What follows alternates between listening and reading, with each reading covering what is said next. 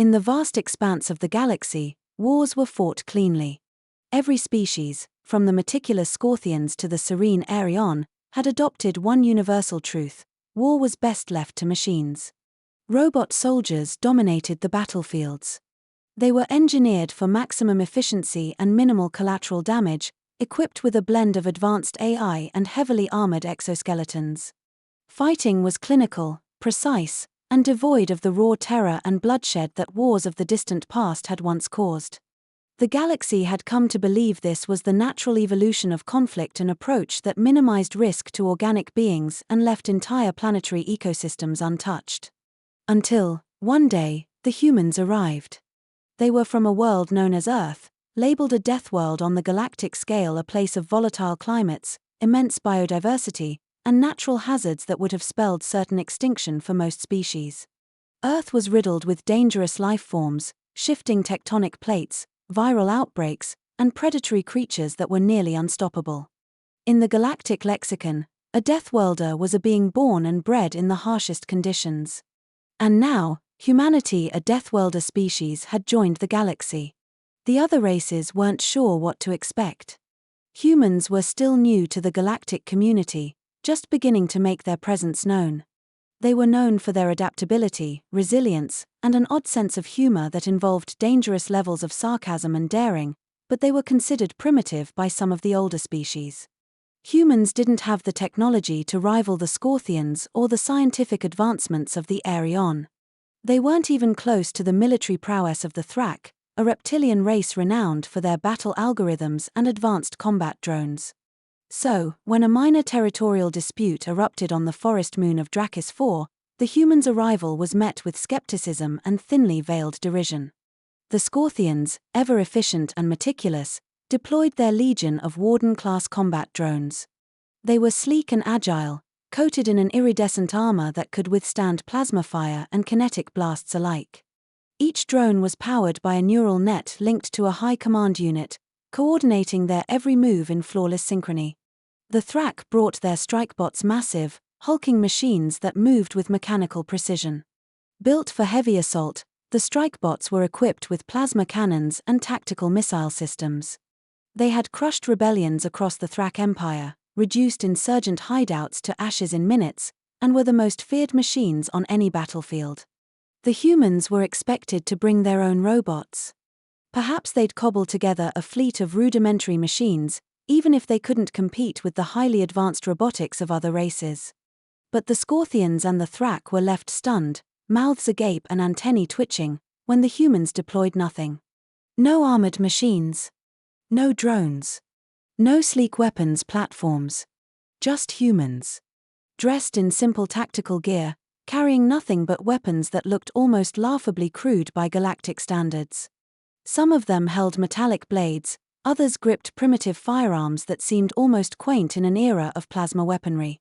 And, to the horror of every species present, the humans didn't even seem concerned.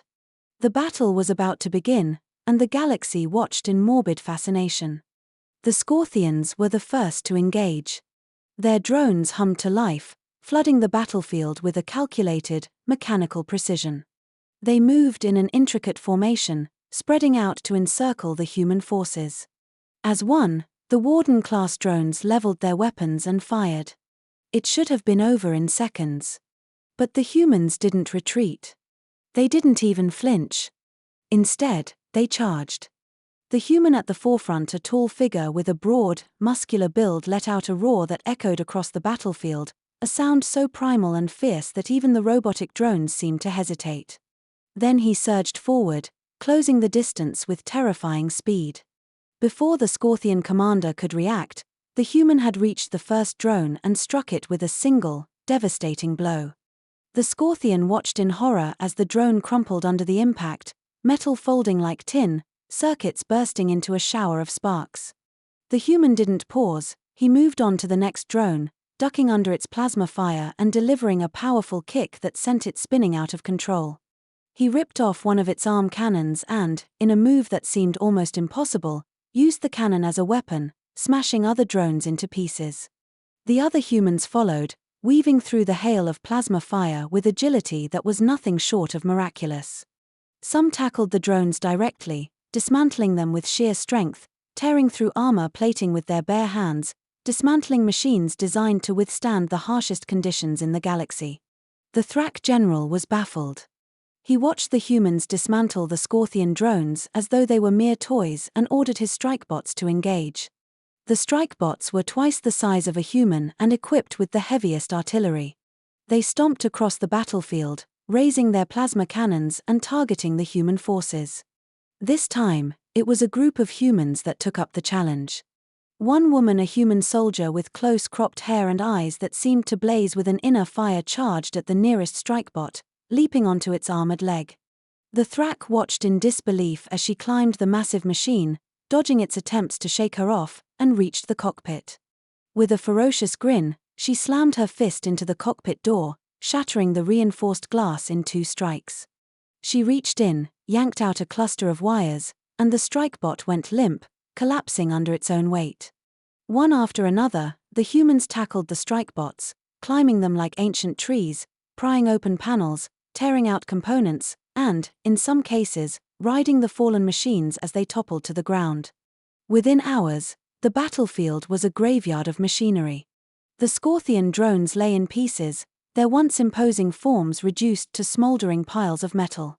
The Thrak strikebots were scattered across the landscape, broken and lifeless, with human soldiers standing atop them in victory. The Scorthian and Thrak commanders, watching from their respective command centers, were speechless. They had never seen anything like it. These humans, the Deathworlders, had taken on an army of robots with nothing but their bare hands, brute strength, and an uncanny, unrelenting courage that bordered on insanity. A stunned silence fell over the battlefield, broken only by the soft crackling of burning metal. The humans stood amid the wreckage, panting, bleeding, and grinning like they had just won a sports game rather than survived a war zone. The aftermath of Drakis 4 sent shockwaves through the galaxy. News of the Deathworlders spread like wildfire, and soon, every species was whispering tales of the humans who could take down machines with nothing but their hands. The galactic community had always thought of Deathworlders as hardy and adaptable, but this was something else entirely. The council convened an emergency meeting to discuss the implications. A holographic image of the battlefield was displayed, showing humans dismantling robots with a kind of wild abandon that none of the other species could comprehend. Ambassador Varrock, a representative from the peaceful and technologically advanced Arion, cleared his throat. This behavior is alarming. They are clearly a threat. We must consider sanctions. Ambassador Nalak of the Thrak snorted. Sanctions? Against that? He gestured to the footage. They tore through our best strikebots like they were nothing. They would laugh at our sanctions. The Scorthian ambassador, twitching in irritation, looked to the human representative. What do you have to say for yourselves, human? Why do you not use robot soldiers like everyone else? The human ambassador, a middle-aged man named Commander Samuels, leaned back, chuckling softly. Why don't we use robots? Simple. They don't bleed. He paused, letting the weight of his words sink in. Machines don't know fear. They don't know pain. They don't understand victory. Or sacrifice. Over time, the galaxy's view of humans changed. Where once they had seen humans as a curiosity, perhaps even a primitive species, they now saw them as a force to be reckoned with. Other species still deployed robots, still waged their wars through machines, but they did so with a newfound respect for the Deathworlders who walked fearlessly into battle with nothing but their bare hands. And from that day on, whenever humans entered the battlefield, no species dared to rely solely on their machines. They knew that humans could tear through metal and armor alike with a primal strength that came from surviving the deadliest world known to the galaxy. The galaxy had learned, when the Deathworlders show up, the safest place for your machines is far, far away.